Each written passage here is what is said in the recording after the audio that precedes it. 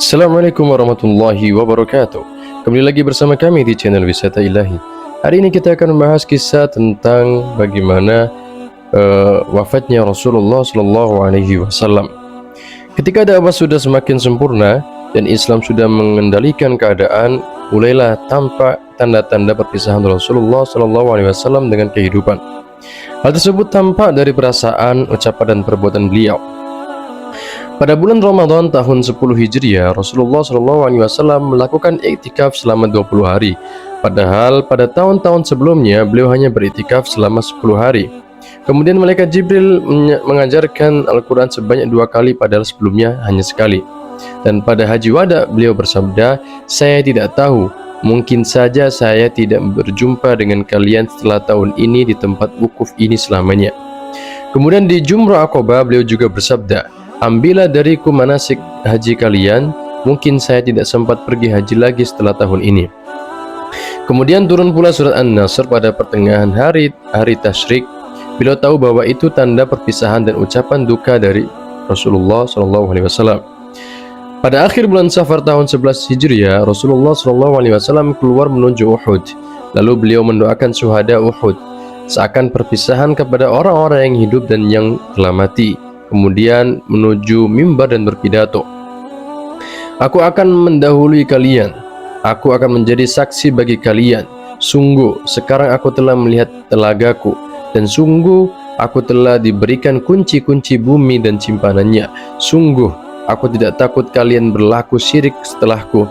Aku akan tetapi yang aku takutkan adalah kalian saling berlomba-lomba terhadap dunia." Kemudian beliau juga pergi ke perkuburan Baqi, lalu mengucapkan salam kepada penghuninya dan memintakan ampunan untuk mereka. Pada tanggal 29 Safar tahun 11 Hijriah, hari Senin, Rasulullah SAW menderita sakit kepala dan merasakan panas yang sangat. Begitu seterusnya, Rasulullah menderita sakit selama 13 atau 14 hari.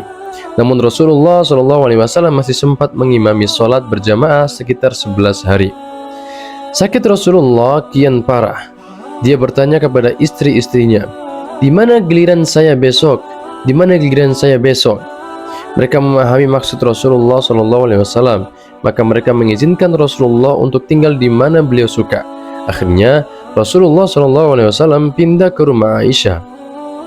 Selama di sana, Aisyah membacakan surat Al-Mu'awwizat, yaitu surat-surat yang berisi mohon perlindungan seperti Al-Ikhlas, Al-Falaq dan An-Nas, dan doa-doa yang dia dapatkan dari Rasulullah SAW. Kemudian dia tiup dan diusapkan ke tubuh Rasulullah dengan tangannya, mengharapkan barokah darinya. Di sanalah beliau menghabiskan minggu terakhir kehidupannya. 5 hari sebelum meninggal, panas Rasulullah SAW bertambah. Sakitnya makin keras. Beliau minta para sahabatnya untuk menyiramkannya. Para sahabat melakukannya dan menyiramkan, sehingga beliau berkata, "Cukup, cukup." Ketika itu beliau merasakan kesehatannya membaik, maka beliau masuk masjid dengan kepala diikat, lalu duduk di atas mimbar dan berkhutbah di hadapan orang-orang yang mengelilinginya.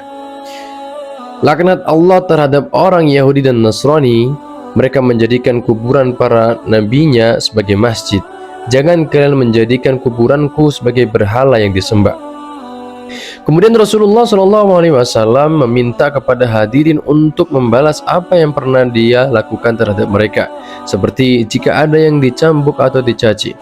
Setelah itu beliau sholat duhur dan kemudian kembali lagi menyampaikan khutbahnya, juga berpesan kepada kalangan Ansor. Beliau pun sempat memuji Abu Bakar dengan ucapannya, "Sesungguhnya orang yang paling banyak melindungi aku dalam persahabatan dan hartanya adalah Abu Bakar. Seandainya aku boleh mengambil kekasih selain Robku, niscaya akan aku jadikan Abu Bakar sebagai kekasihku. Akan tetapi cukup dengan persaudaraan Islam dan kasih sayang. Semua pintu yang ada di Masjid Nabawi harus ditutup kecuali pintu Abu Bakar." Pada hari Kamis, 4 hari sebelum wafat, sakit Rasulullah SAW kian parah. Beliau pun bersabda, "Mari berkumpul. Akan saya tuliskan masjid untuk kalian agar kalian tidak sesat setelah itu." Saat itu berkumpul beberapa tokoh, diantaranya Umar.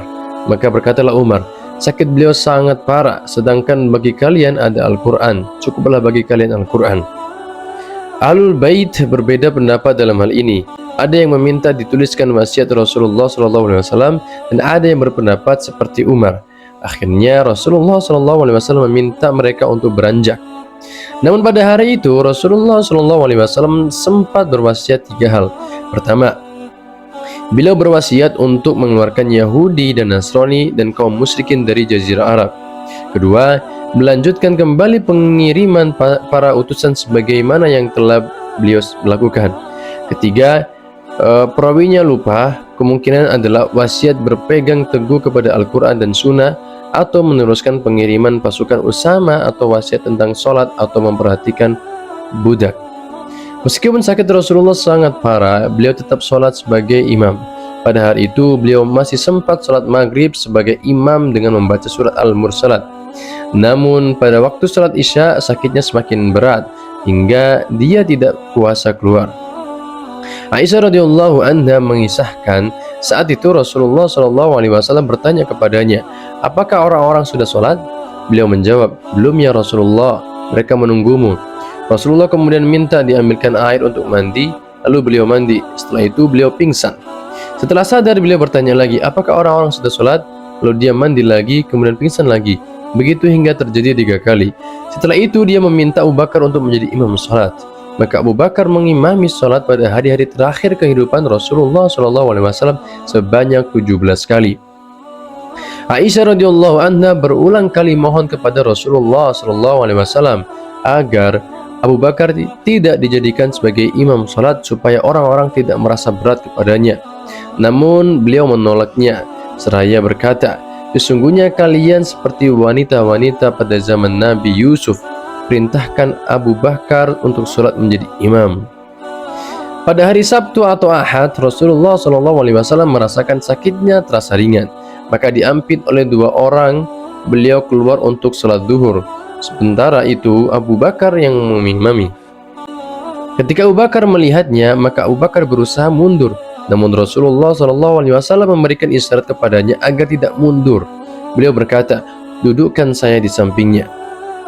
Maka Rasulullah SAW didudukkan di sisi kiri Abu Bakar, dan Abu Bakar mengikuti sholatnya Rasulullah SAW dan mendengarkan takbir kepada makmum.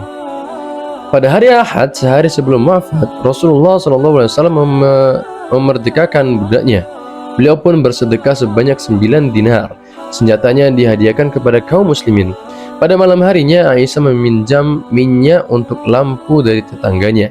Saat itu baju besinya digadaikan kepada seorang Yahudi untuk mendapatkan 30 sak gandum. Hari itu, hari Senin, ketika kaum muslimin sholat subuh diimami oleh Abu Bakar, Rasulullah SAW membuka tirai rumahnya untuk melihat mereka. Beliau tersenyum dan tertawa. Abu Bakar mundur ke barisan sholat karena dia mengira Rasulullah SAW akan sholat. Namun Rasulullah SAW melambaikan tangannya dan memberikan isyarat agar mereka meneruskan sholatnya. Kemudian beliau masuk kembali ke kamarnya dan menutup tirai rumahnya. Waktu duha tiba. Rasulullah SAW memanggil Fatimah lalu membisikkan sesuatu kepadanya. Dia pun menangis. Kemudian beliau membisikkannya lagi. Kali ini dia tersenyum. Di kemudian hari setelah kematian Rasulullah SAW, Aisyah bertanya kepada Fatimah radhiyallahu anhuma tentang kejadian tersebut. Maka Fatimah menjawab, Rasulullah SAW membisikkan kepadaku bahwa dia akan meninggal karena sakit yang dideritanya. Maka aku menangis. Kemudian beliau membisikkan aku lagi bahwa akulah dari keluarganya yang pertama menyusulnya. Maka aku pun tersenyum. Rasulullah SAW pun memberikan kabar gembira kepada Fatimah bahwa dia adalah pemimpin wanita di alam ini. Fatimah menyaksikan dengan sedih penderitaan yang dialami oleh ayahnya. Dia pun berucap, betapa menderitanya engkau wahai bapakku. Namun Rasulullah SAW menjawab, tidak ada lagi penderitaan bapakmu setelah ini. Kemudian Rasulullah memanggil kedua cucunya yaitu Hasan dan Husain dan mencium keduanya, lalu berwasiat kepadanya. Kemudian terhadap istri-istrinya beliau pun memberikan nasihat dan pesan-pesannya. Sakit Rasulullah SAW kian parah, namun beliau tak lupa berwasiat kepada kaum muslimin.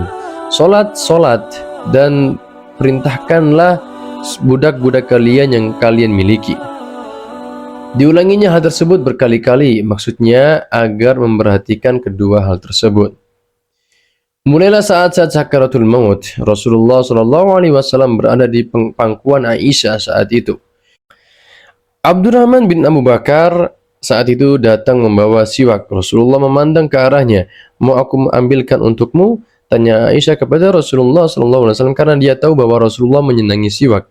Rasulullah menganggukkan kepalanya tanda setuju, lalu digosokkannya siwak tersebut ke mulut beliau.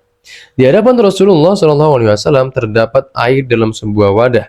Beliau memasukkan kedua tangannya dalam wadah tersebut dan mengusapkan ke wajahnya seraya berkata, La ilaha illallah, sesungguhnya setiap kematian ada sakaratnya.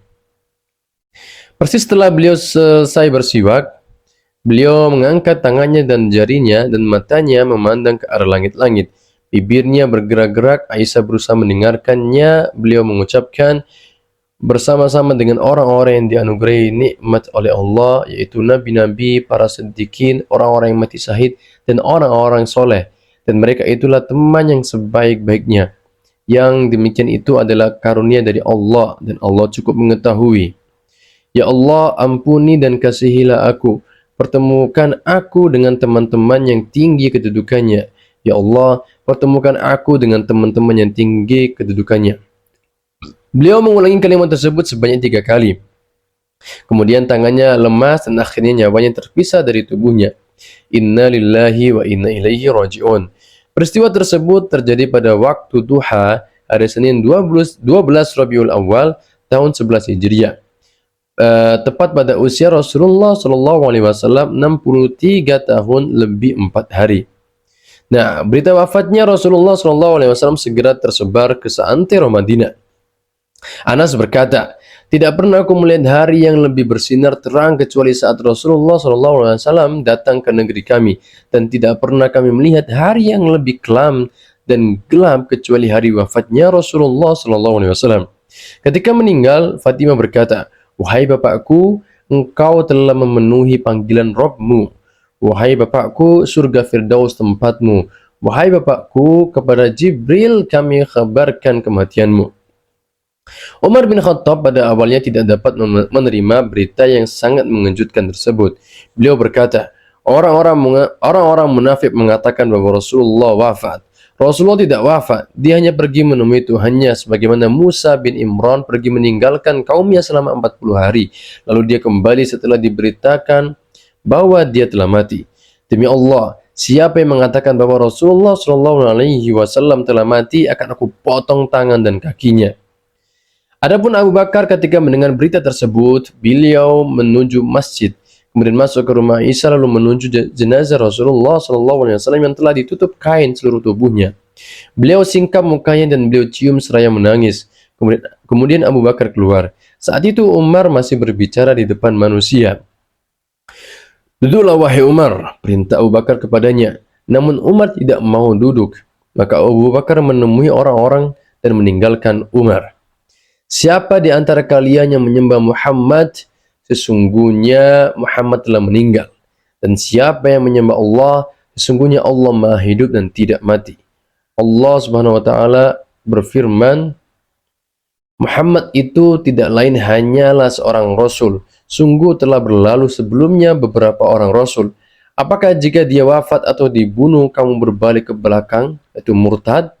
Barang siapa yang berbalik ke belakang, maka ia tidak dapat mendatangkan mudarat kepada Allah sedikit pun.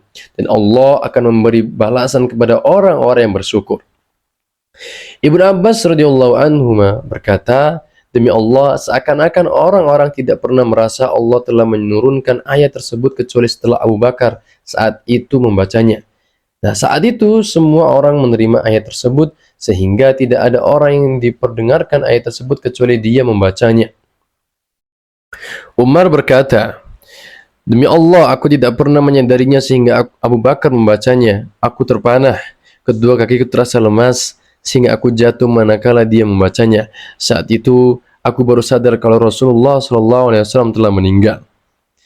Nah, itu adalah kisah bagaimana wafatnya Rasulullah SAW. Semoga kita semuanya bisa mengambil hikmah dan pelajaran ketika wafatnya atau mungkin sebelum wafatnya Rasulullah SAW.